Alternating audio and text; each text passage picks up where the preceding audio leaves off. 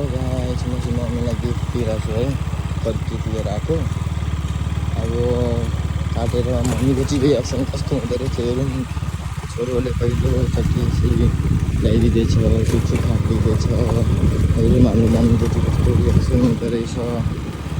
फुल video हेरिदिनु है त। म चाहिँ घर आइसकेँ, यहाँ साइडमा छ, मम्मीले देख्नुहुन्छ भनेर म चाहिँ घर आइसकेँ है।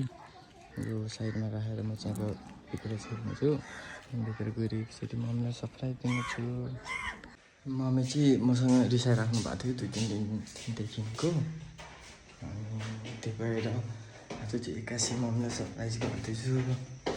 मम्मीको कस्तो रियाक्सन हुने रहेछ सबैले हेरिदिनु होला है। माथिको चाहिँ अलि उ भयो, त्यो फेरि यहाँ तल मम्मीकै रुममा राखिदिनु पर्ला। फुल भिडियो हेर्नु होला, हजुरलाई म फुल भिडियो हालेर देखाउने छु है। के चाहिँ यस्तो छ है, ठिक छ बाबा जे होस्। मम्मी चाहिँ तर म उताबाट मम्मीलाई थाहा पाएँ जस्तो लाग्यो, तर त्यस्तो छैन। मैले प्लास्टिकमा प्याक गरेर ल्याएको थिएँ। अब क्यामेरा चाहिँ अलि लुकाएर राख्नु पर्ला। पुग्नु न त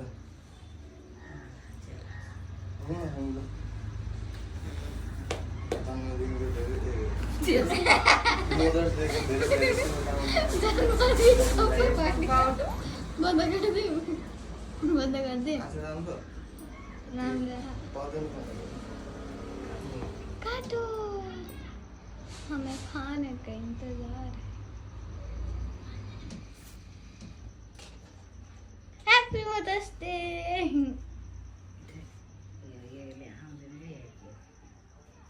हातले नि निकाल्नु न बा।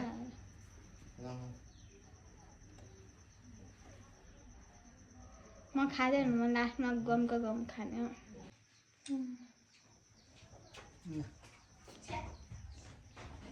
उसले लुगा टुक्रा ल्याएर छोरी अहिले 12 बजी घाममा के लाउनु?